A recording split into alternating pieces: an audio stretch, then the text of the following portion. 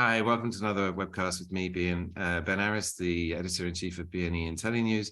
I'm very excited today. I'm joined by a very old friend of mine, Owen Matthews, who's a journalist, former bureau chief of Newsweek in Moscow and a regular contributor to Spectator. He's just written a new book called Overreach, the inside story of Putin and Russia's war against Ukraine. So we're going to talk about that. I mean, he has some interesting things to say.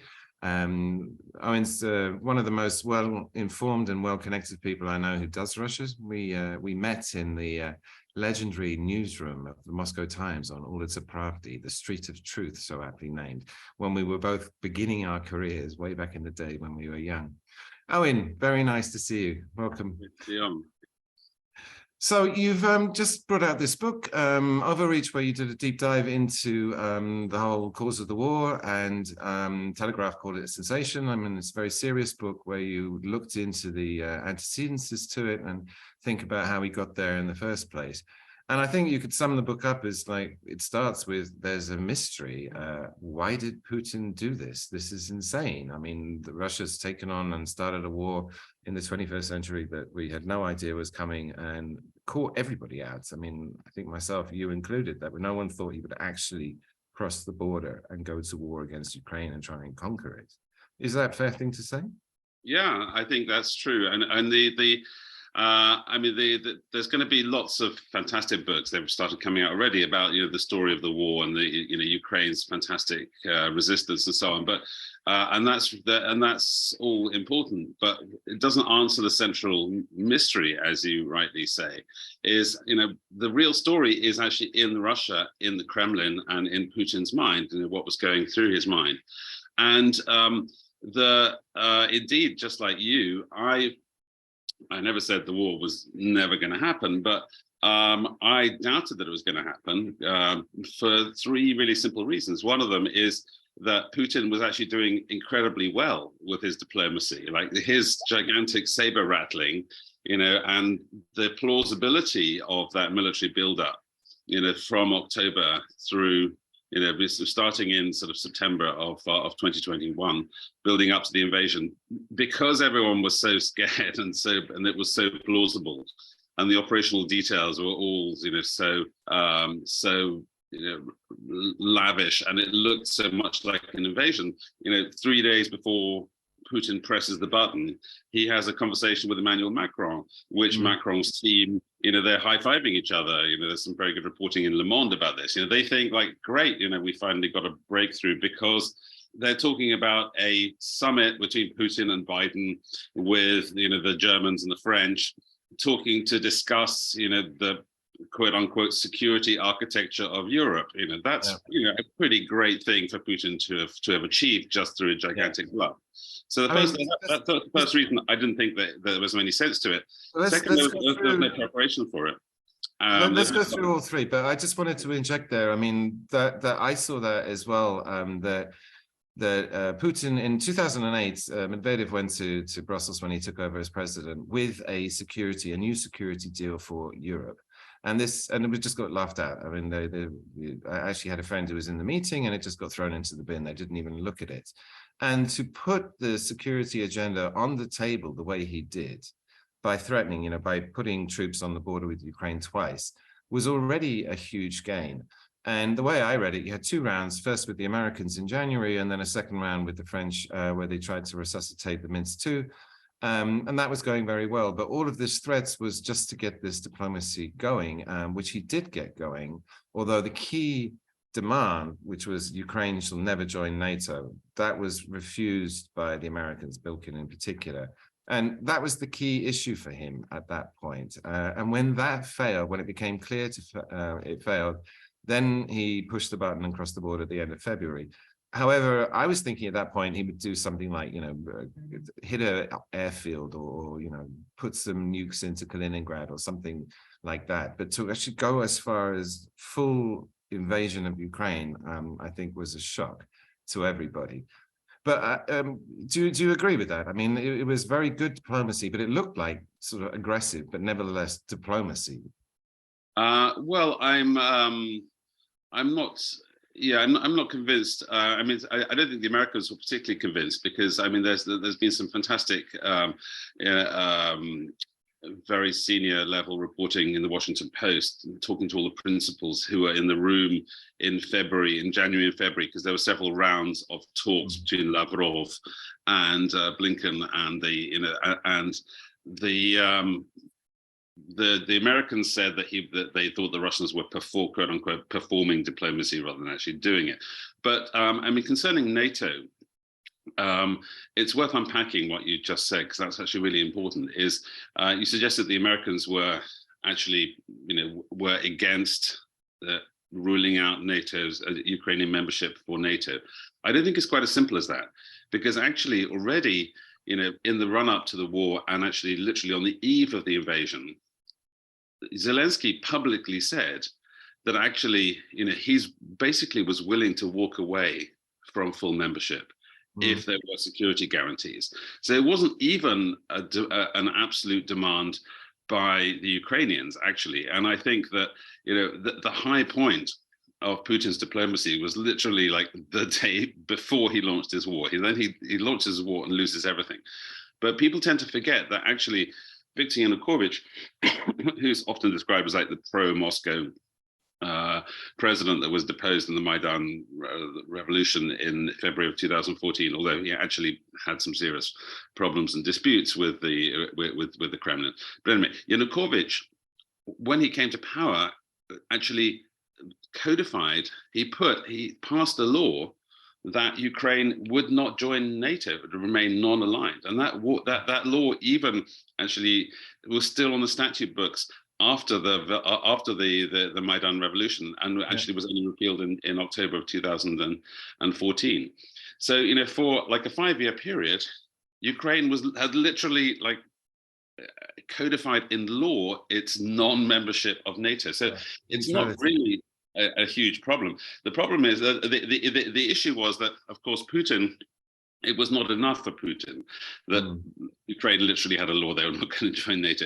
He wanted more, and that's why he pushed for Ukraine to join the Russian customs union rather than the EU association agreement. And this is all ancient history, but it's important because now all this stuff that like NATO's inexorable expansion is often cited by the Kremlin and pro-Kremlin voices as this sort of juggernaut that's moving towards inevitable membership. But that's actually just factually not true.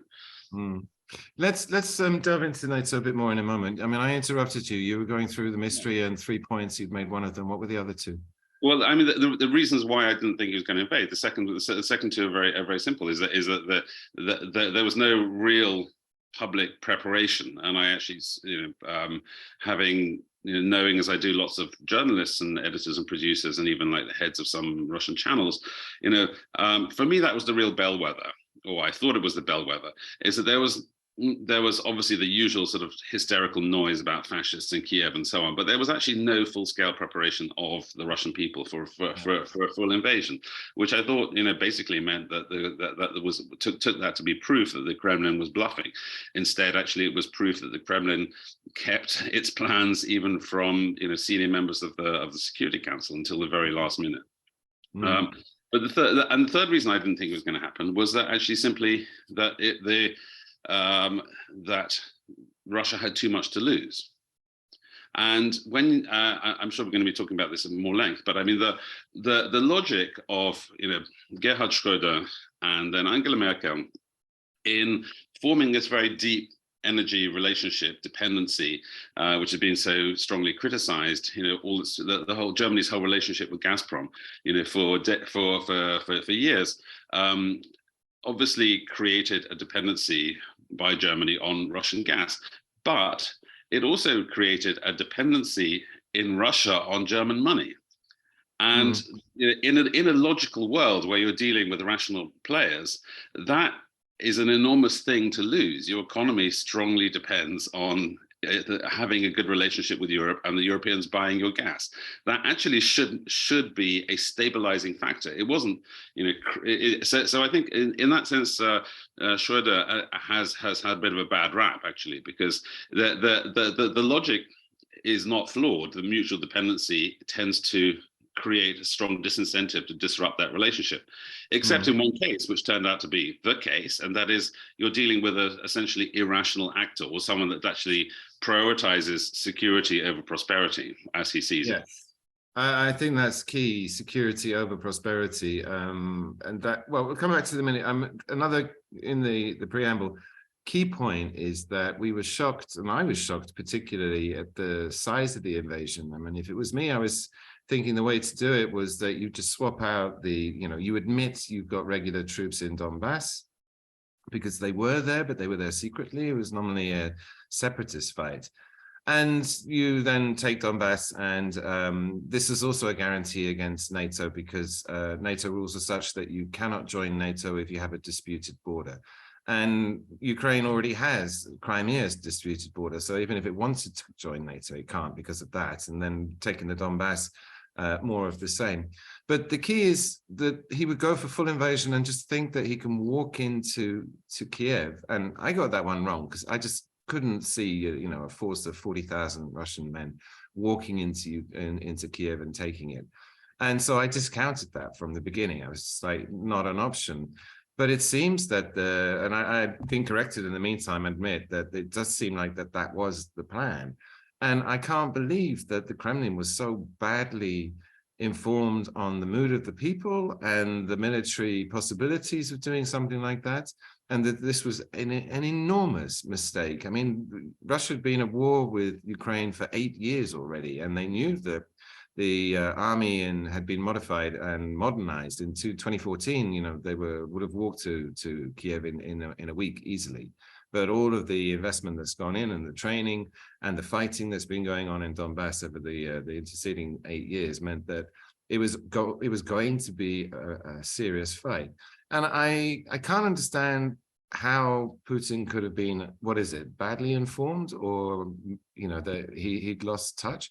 I think you're suggesting in a book that living in the COVID bubble, that might have been decisive in leading him down this path where he thought he could get away with it. What do you think the thinking was? It's the COVID bubble accentuated the information bubble in which he found himself, had been for many years. The key thing, many people have accused Putin of being, sort of insane, or being completely crazy. But actually, I think that the truth is that he's just very badly informed, and in its totalitarian system, all of the groupthink and telling the boss that he's right, instincts of Russian bureaucracy just sort of become calcified. So in fact, and in fact, even democracies are not immune to that, because if you look at Bob Woodward's book Plan of Attack, where he sort of very carefully reconstructs the events leading up to the Iraq invasion of 2003, you see that intelligence services have a tendency, even in democracies, to tell their bosses what they want to hear, and that's of course true a million times over within the FSB. So, and what you have is actually sort of a pyramid of disinformation, which every level is not just incentivized career-wise, but incentivized because they're all stealing to actually tell their bosses. So and the chain of command is Putin asks his foreign intelligence chief, Sergei Naryshkin, or the head of the FSB, Alexander Bortnikov, particularly, how's it going? Have we succeeded in bribing, suborning, recruiting all of the Ukrainian military, political, and intelligence community? And Bortnikov calls his main man, Colonel General Sergei Beseda, who's been running the subversion operations. He has his own department in the FSB, specifically devoted to undermining the Ukrainians. And Beseda is handing out bribes right, left, and center. His people are. So he calls his station chief in Ukraine, in Kiev. Everyone is telling their boss that they have recruited this source and that source, and they're all telling them great things, and can I have another £500,000 quid? The amounts of money, we don't know how much they were handing. They were being handed out, but one of the deputy heads of the Ukrainian Security Service, the SBU, certainly was he a deputy head or a regional head? Anyway, but a senior Ukrainian intelligence official is caught in Belgrade with 75 million in cash, $75 million in cash. So they're clearly handing out a gigantic amount of money, is going down and leaking at every level, and upwards is going information that everything is going according to plan. You need to buy something for your money. So there's just sort of a very sort of practical reason why he is being lied to, because all the people down the chain have a vested interest, career-wise and materially, to lie. So what do you think his miscalculations were? I mean, because Kherson, that worked. I mean, it seemed very clear that that was given to the Russians the day they walked in, right at the beginning, a regional capital, an important one, but the only one. And one assumes that the FSB were bribing all the other regional governors where they could, and it didn't work. But so that was one miscalculation. The intel, the operation to subvert didn't work. What else was there? On a fundamental strategic level, the mistake is actually sort of somewhat understandable. I mean, it remains a mistake, but qualitatively, his mistake was to assume that the future was going to be like the past, which is, by the way, what every single human being does, and it's the basis of all the planning and logic. You just assume that what happened in the past will happen in the future. Except that he didn't realize how seriously things have changed. And a really good practical example is, in the summer in July of 2014, the Ukrainian army encounters Russian regulars in the field. It's in August 2014 at Ilovayevsk, and they get completely destroyed. And then again, the following summer, in July of 2015, there's another disaster for the Ukrainian army at Debaltseve, where again, so the two times that Ukrainians and Russian armored troops or motorized infantry have actually clashed in the field, the Ukrainians have lost massively to the Russians. And as you rightly said, the Russians didn't understand the extent to which Ukrainian army had actually been sort of forged in fire over the subsequent 8 years, and actually had very good NATO advice and had changed its command structure and all these things that actually contributed to their successful resistance in February, March of 2022. But and another example is Putin's massive miscalculation about how the Europeans and NATO would react.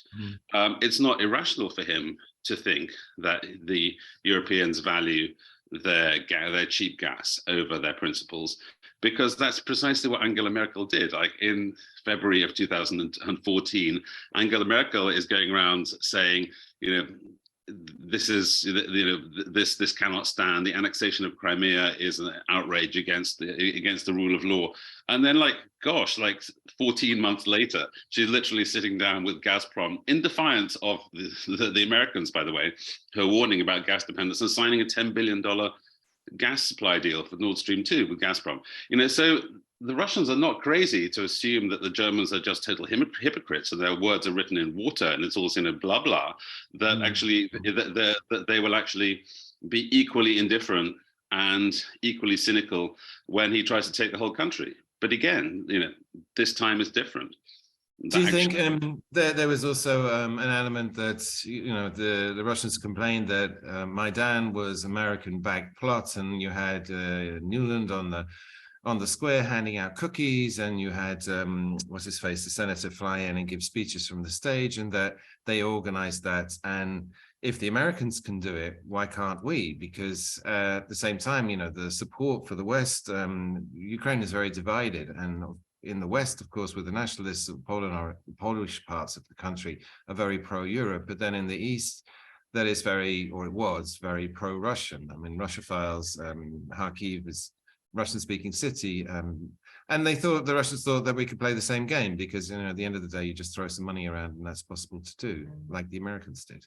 Yeah, precisely. I mean, if that is your belief that the Americans could organize a coup in Kiev, why can't the Russians do it? Because there's much closer, better connected, and are willing to devote many more resources to it. Yes, that was another major fallacy, and there's actually part of an even bigger fallacy, and that was, as you rightly said, like a little bit earlier in our conversation, if Putin had tried to had done this in the spring of 2014, when Ukraine was in chaos, they had an interim government between February and May. of 2014, their country was deeply split, and I visited eastern Ukraine, including Donbass, by the way, in the summer, and there was very strong pro-Russian feeling in Dnipro, in Kharkiv, certainly in Donbass, in Donetsk itself, and Lugansk. If Putin had actually marched in then, I think he actually had a very strong chance of succeeding. But what he didn't realize, I think, was actually the extent to which Ukrainian sort of nationhood or national sovereignty, unity, whatever you like to call it, had actually strengthened over those 8 years. And actually Ukraine became a very different country. And surely, I mean, this is one of Putin's big mistakes, is that he's actually created the sense of identity of, Ukrainian national identity that was never there before. I mean, before everyone was slightly confused about we're sort of Russian speaking world, and, Ukraine as a country didn't really exist any time in history as a country. And now it really very much does. And that's why we're seeing the Ukrainians fight so hard against Russia. And it just now more and more that there's this feeling of Ukrainian identity, which was exactly what Putin didn't want to create, no? Well, but Putin, I mean, it would be tragic. I mean, it's sort of tragic in the Greek sense, is that your hero in this case, or in this case, anti-hero, is literally the author of his own downfall. His actions cause the things that he fears that are the sum of all his fears. So it's not just like in creating a sort of strong Ukraine with a very strongly united and pro-Russian, pro-European, anti-Russian, national consciousness. But he's also united NATO. He's given this sort of frankly flagging institution that nobody in Europe was really interested in, new purpose, new members. He's actually alienated. He's sort of destroyed his one major strategic lever, which was the energy dependence in Europe. He's literally caused every bad thing to happen that he went to war to prevent.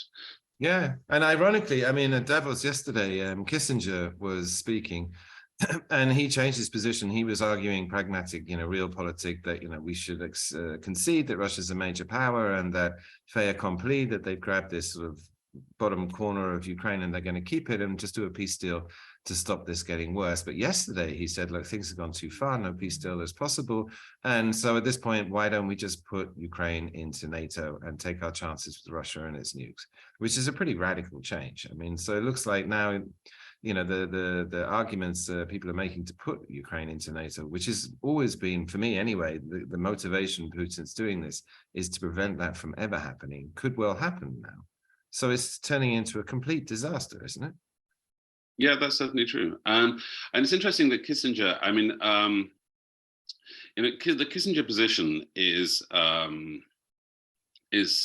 interesting because it's based on the Putin regime actually having some sort of rational calculation of cost and benefit.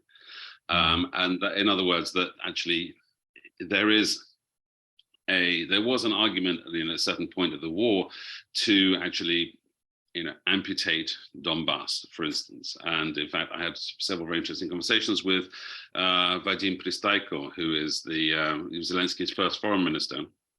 And he was fired in 2000. He's now ambassador in London, and he was fired in 2019 for saying, basically, Donbass is a gangrenous limb. We need to amputate it, and Ukraine will be a much better country without it, and just sort of, and continue on our Western course, build a bit, and just let it go. And I think actually Zelensky was certainly willing to contemplate letting Crimea go, not the Donbass, but Crimea. So all of these sort of practical considerations of sort of land for peace were very quickly destroyed by Russian brutality. So Bucha was a major inflection point.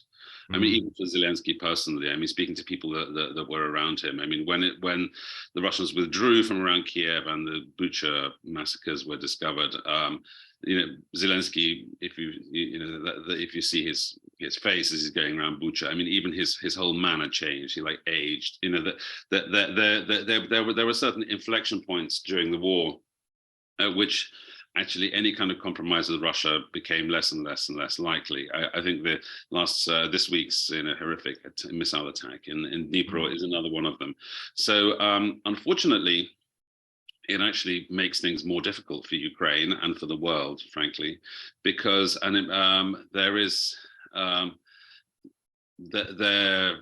even all these debates that Kissinger initiated about whether it's wise to let Russia retain Crimea or part of Donbass or whatever now becomes moot because everyone in the West is shifting towards total defeat of Russia and pushback to Ukrainian borders of 1991. But the problem is, I don't think that's actually militarily achievable, frankly. Well, this is, I think, behind the talk of the tanks. I mean, because all the weapons we've sent so far are largely defensive. We're talking about air defense, SAMs, Patriots, and now the talk of tanks, which are offensive weapons. I mean, Zelensky in his speech to Davos yesterday was saying, what is it? Tyranny is ahead of democracy, that in other words, the Russians are winning, and that he specifically called for tanks, which are an offensive weapon, which the West has been reluctant to provide. And at Ramstein tomorrow, that it could be that Scholz actually concedes and sends some tanks because he's under so much pressure. And then that would change things on the battlefield if tanks are sent in sufficient numbers, which I'm pretty sure they won't be. Because the two sides, as you say, are hardening. But you made a point as well about the Russian side hardening, because there was peace talks in March, April that actually came quite close. And I remember watching the Ukrainian side saying, okay, look, we concede, we will abandon NATO, we'll take that clause that Poroshenko put in the constitution about it being a national ambition to join, and we'll go back to neutrality. We accept, individual security guarantees. But then on the Russian side, the liberals, the people that have been running the country and reforming it, and people like Guriev, the economist who made this very radical, very free market plan, who'd been driven out of the country. Now Putin's surrounded by Patrushev, Bodnikov, all of those liberals have disappeared. And so he's also hardened. I mean, to what extent do these guys, they've always wanted this. They don't care about prosperity. You said before that it's about security versus prosperity. And the liberal guys wanted the prosperity, but now you're just left with the guys who want security. And surely that's a Soviet mentality where the people sacrifice their consumer, their creature comforts, as long as you have security. So you put the money into weapons and planes and missiles. Isn't that where we are? Isn't this the Soviet bit of Putin? I think that's 100% right. And I often say that the war happened as a result of a KGB takeover of the Kremlin. And I'm not misspeaking. I don't mean FSB. I mean really KGB, because these people have known each other.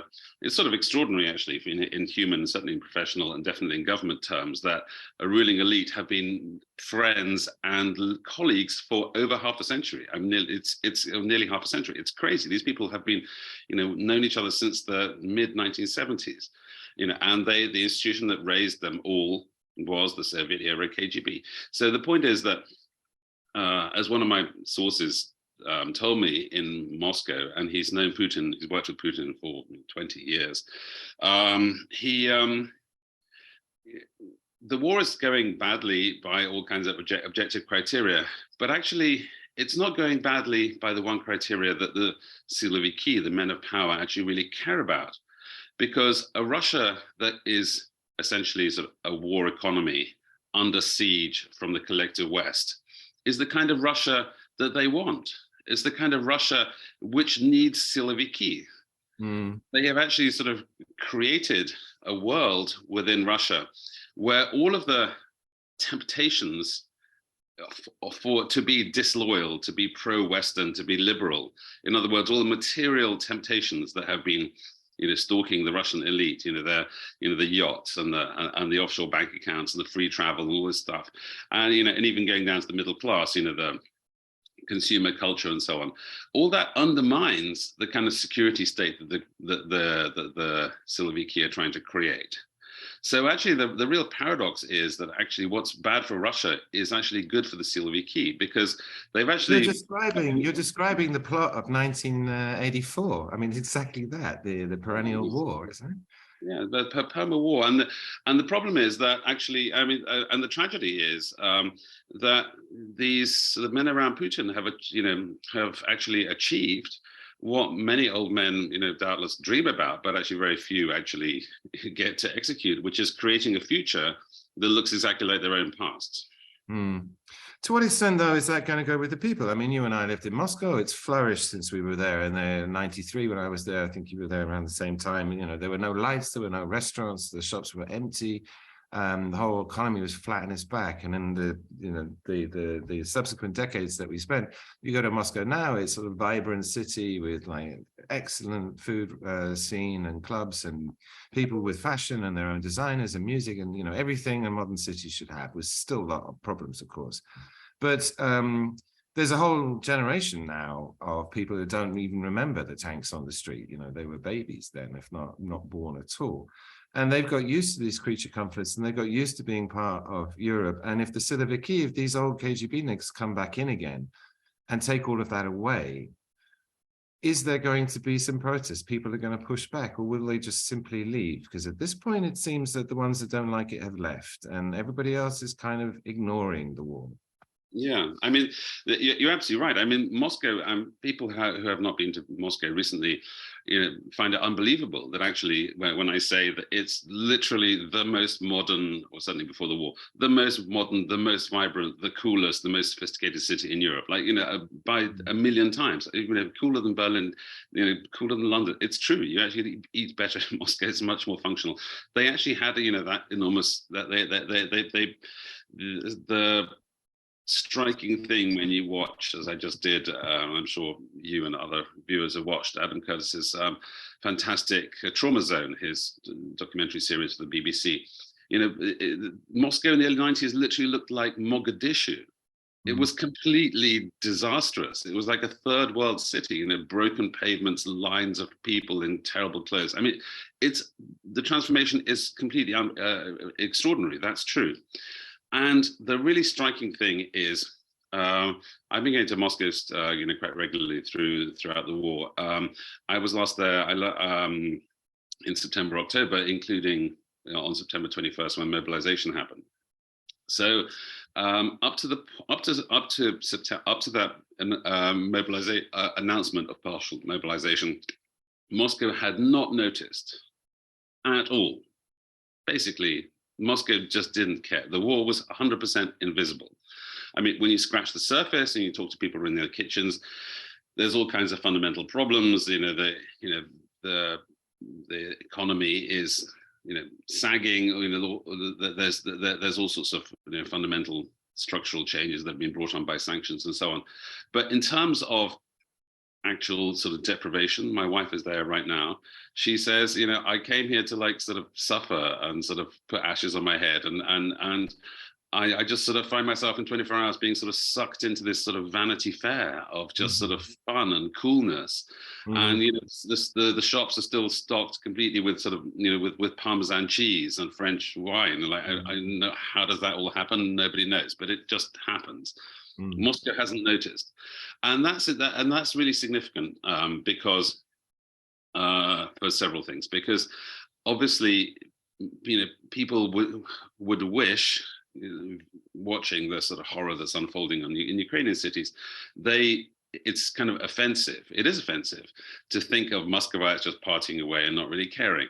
The vast majority of the middle class in Moscow, I think, are basically sort of secretly appalled, or somewhat appalled, but definitely not appalled enough to blow up their lives, as let's say 500,000 or maybe more, 700,000 have done, and left the country. Most people who are either too poor to emigrate or too rich to emigrate, in other words, they've got too much at stake, just muddle on and close their eyes. Those of my friends that have stayed just say, oh, somehow it's, we're going to get out of this and everything's going to be fine. So, but the point is, going back to Trauma Zone and Adam Curtis in the 90s, we are so far away, like it's still a million miles away from the kind of, deprivation and economic crisis that caused, the protest that collapsed the Soviet Union. We're still a very long way away from that. I mean, and people's heightened expectations might be an accelerator of that. You know, people's expectations at the end of the Soviet Union were very low.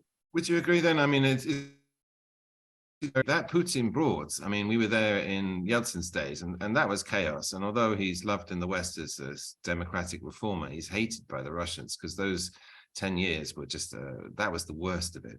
And then Putin came, brought stability, and then he started paying 10% wage rises in the public sector every year for a decade. And we worked it out once. If you take 30 grand as the average American income, then the equivalent of the increase would have taken average wages from 30,000 bucks to 600,000. I mean, that's what it felt like to normal Russians, that suddenly they had the equivalent of 600,000 as an income. And they will take a lot of Putin's crap because they've come so far. They're so comfortable now that for them, the nightmare would be go back to some sort of that chaos that was the 90s. And that has made them very placid. But talking to your friends when you're in Moscow, I mean, the mood there is what? They're ignoring it, or they're mildly disapproving? Because, you know, from where I sit, it sounds like Putin's propaganda is working. And, you know, our staff in Moscow, some of them are talking about leaving because they're now fighting with their friends, because their friends are all so convinced, yeah, we're under attack by NATO. Putin's absolutely right. This is existential, and we have to rally around the flag because we're Russians and we love Mother Russia.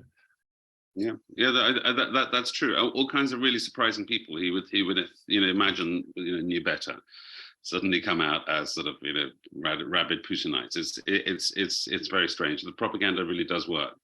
I mean, and you're right to actually undermine. I mean,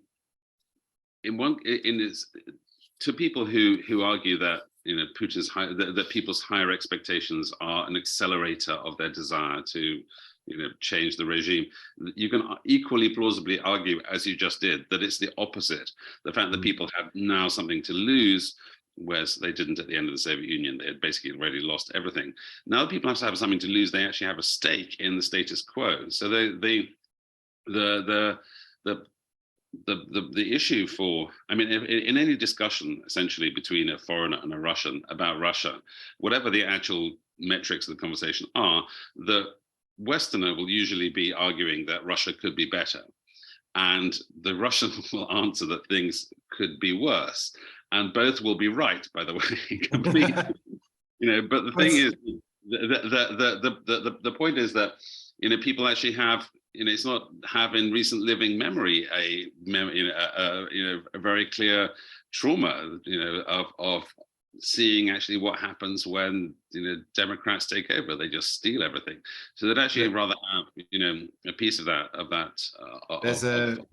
There's a lovely Russian expression that today is worse than yesterday, but at least it's better than tomorrow. And I think that sums up a lot of the thinking here. Listen, I mean, we're coming into the last quarter. I want to get your view on the big debate in the war now is the motivation that, you know, there's one camp, the Vatniks, that believe it's all about NATO and Putin's paranoia about the West, Ukraine specifically joining NATO. And then the other side, dominated by the Ukrainian side, is that it's just Russian imperialism, and that he doesn't see Ukraine as a country, and that he wants to take it back. And, you know, NATO is a sort of an excuse for all of that. But I want to put to you, because from my perspective, I do actually think it's largely about NATO.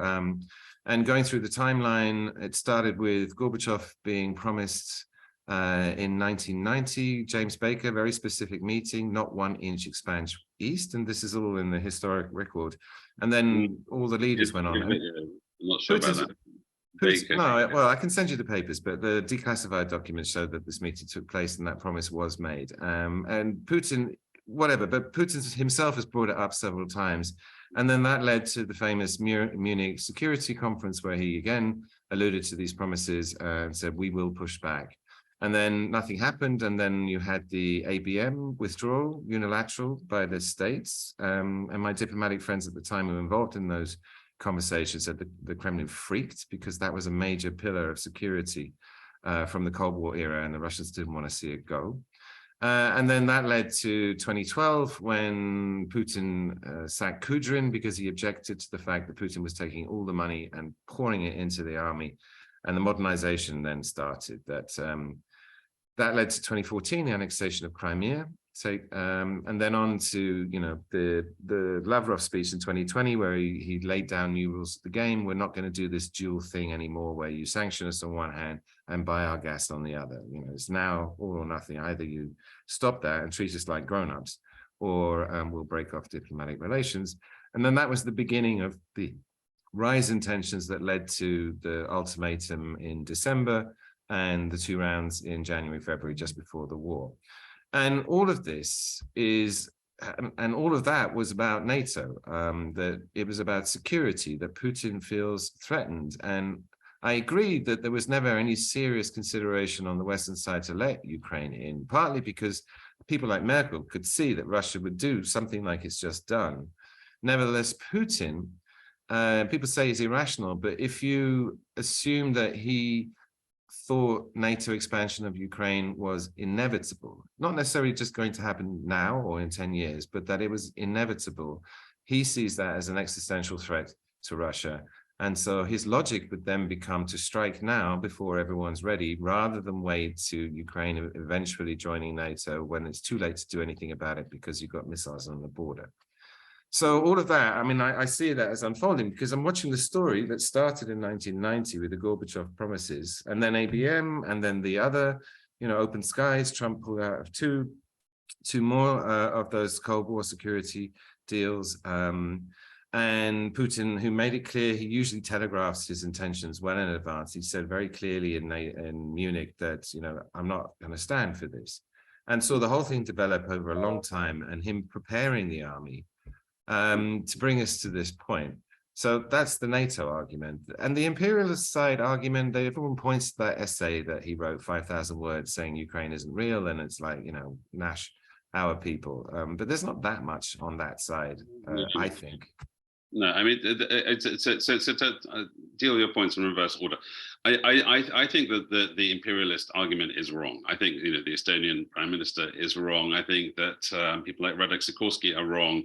That that if we don't stop him here, he's going to take the Baltics and Poland. I think that's nonsense, because actually the one quote that Putin's most famous quote is, the collapse of the Soviet Union was the greatest geopolitical disaster of the 20th century. People forget the context, or rather the first half of that sentence in November 2005, when he's addressing the Federal Assembly. Putin says, for the millions of Russians who found themselves stranded outside the borders of their homeland, the collapse of the Soviet Union was the greatest geopolitical disaster of the 20th century. So, I mean, he is primarily an ethno-nationalist, not an imperialist. And that sounds like just sort of, some, international relations sort of speak, Fugazi. But actually, it's an important distinction, because in that essay as well, if you read it, carefully, he actually says, I respect Ukrainian statehood and traditions and language. The point of that essay is that he doesn't believe that half of Ukrainians are Ukrainian. He thinks they are Russians because they speak Russian. He's an ethno-nationalist. He's not, he thinks the Ukrainians have the right to their own state, or so he claims, but he just doesn't think that they have the right to rule Russians. That's his logic. So there's about the imperialism thing.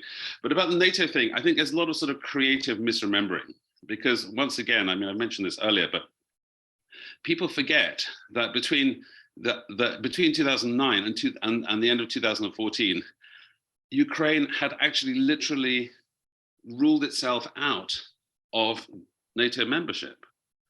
In that sense, Yanukovych had solved the problem, that he had actually, passed a law, and very importantly, Michael McFaul was present in every single meeting and phone call. It was on every call between Obama and Putin, and according to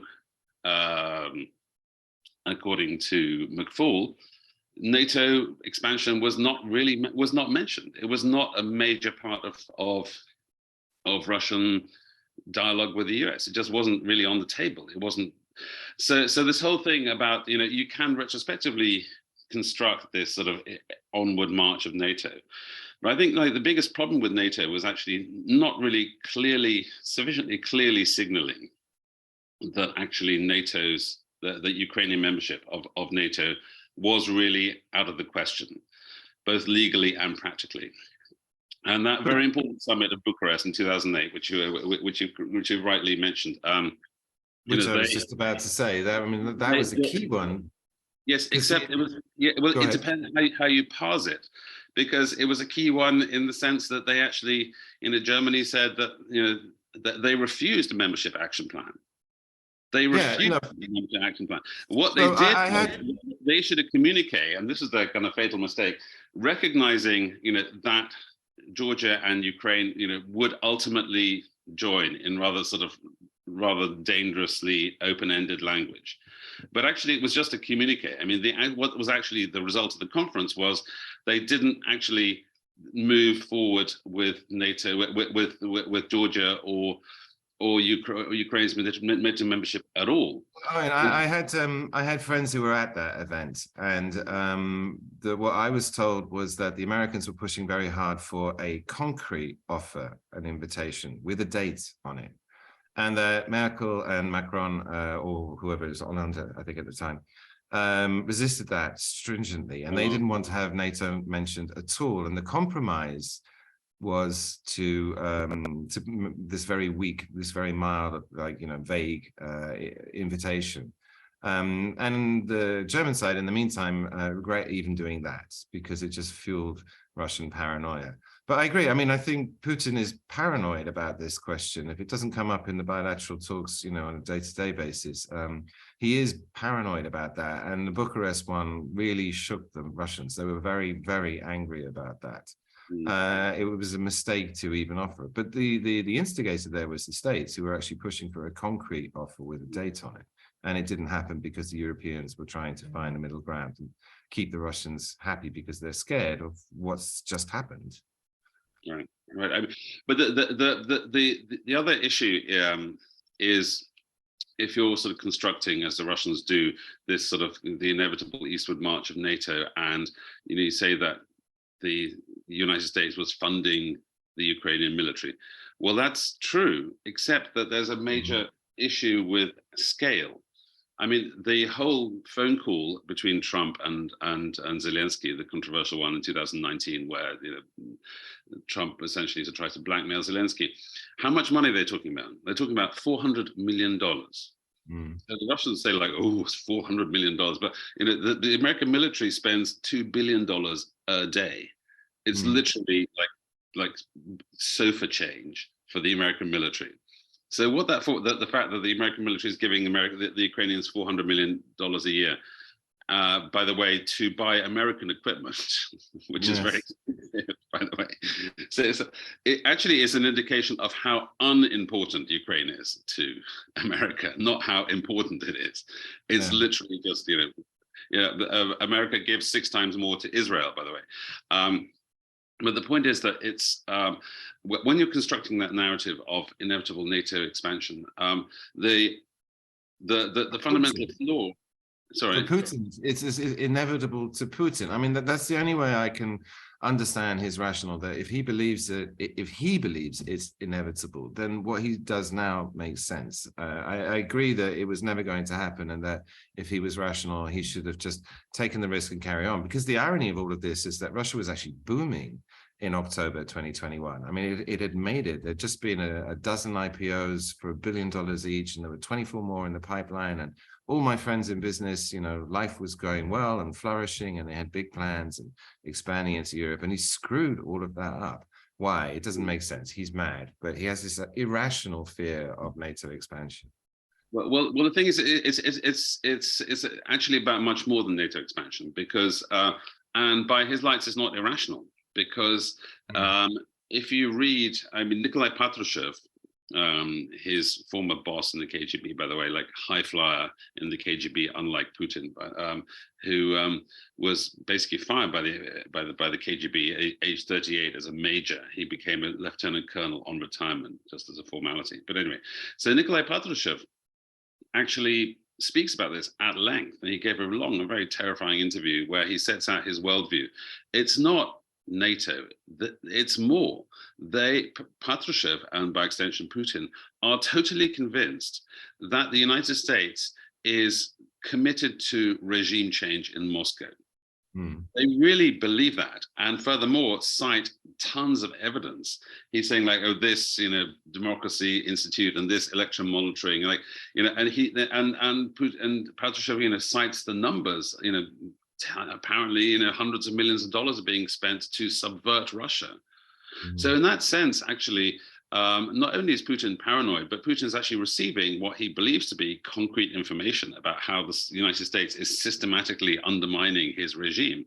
And in that sense, it's really important to understand that the poisoning of Alexei Navalny in August of 2020 and the Ukraine invasion are part of the same project. It's all about protecting Russia from an assault that's led by the West. And Viktor Zolotov, who's Putin's former chief bodyguard and now head of the Russian National Guard, Zolotov said very significantly, Ukraine doesn't exist. It just happens to be the place where the border between Russia and America lies.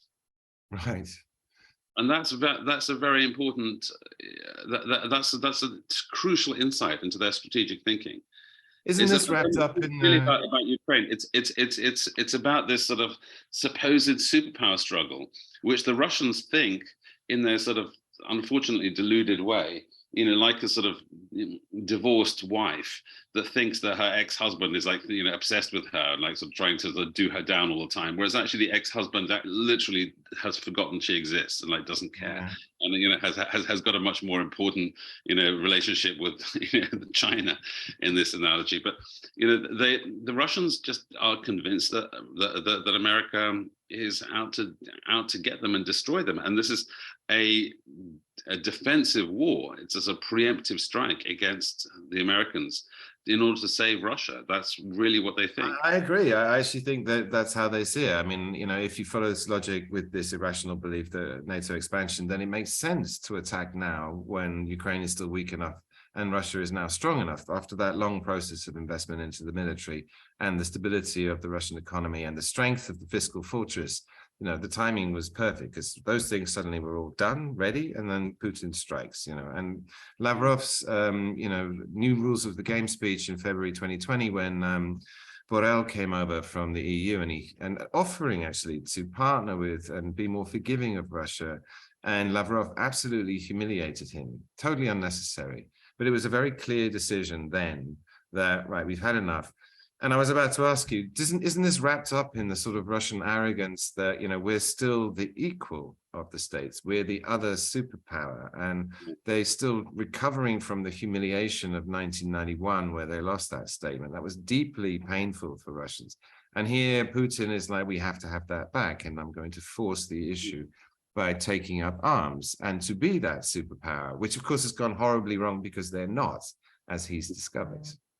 Yeah, and well, I mean, this you see immediately in all conversations with Russian officials and with Russians in general, actually, that they still somehow believe that they are the peer of America and China, without realizing that the Russian economy is 30 times smaller than the combined economies of NATO, not 3 times smaller. 30 times smaller. I mean, it's Russia's economy is actually smaller than the most European. Than is about the size of Spain's. I mean, it's actually economically insignificant. But what they've done is they've confused the supposed respect that they won back in their region, and with Syria and all these sort of things that do by sort of pretending to be a great power, and projecting power in Syria, projecting power in the US elections, for instance, which, they were, Rachel Maddow and NBC, portray the Russians as this sort of evil sort of superpower that got Trump elected and so on. If you think that you can behave like a superpower, in other words, intervene in the Middle East and influence American elections, then you do get this that just encourages your your folly in actually believing that you can behave like a superpower strategically in terms of and militarily, and that's the core of Putin's error. I mean, he thought that he was as powerful or a contender, and turns out that he was not. Yes, as he's discovered to his cost. I mean, we've really nearly run out of time. Just in the last few minutes, could you give us a prognosis of how you think this war is going to end? Well, I'm very sorry to say that I'm not a military expert, but I have spoken to some people who are. The bottom line is that quantity beats quality at a certain point. Mm. So Russia has such deep resources of manpower and dumb equipment. I mean, almost limitless capacity to source or produce dumb weaponry, that they can actually hold out or even push back Ukraine, superior morale, superior tactics, better army, better leadership, better equipment. All that is true, but at a certain point, those graphs intersect of quantity and quality. If we just throw enough men and enough material at that, Ukrainians will not be able to resist. And unfortunately, I fear that actually the Russian tactic right now, strategy right now, to reverse the vector of the war, to actually have some kind of victory, will actually just prolong it. Because in a word, I think the prognosis is that it's going to be a very long and protracted, hard-fought battle, unfortunately. Yes, no, I agree. Which again, I think is part of the thinking behind the tanks conversation that's going on at the moment, and the West is trying to work out what to do because they realize, I don't know, it's a stalemate at the moment, despite the Ukrainian victories recently. I mean, look, very nice to see you again. Thank you so much for taking the time. That was absolutely fascinating. Brilliant, brilliant. Thanks a lot, Ben. And can you, if you could send me a link, I'd be very grateful. Of course. Right. And to everyone listening, we're going to put this onto our website, bne.eu. It'll also be available on our YouTube channel, and we'll push it out on social media and the various other platforms we have. So once again, thanks to Owen, and I'll catch you all next time.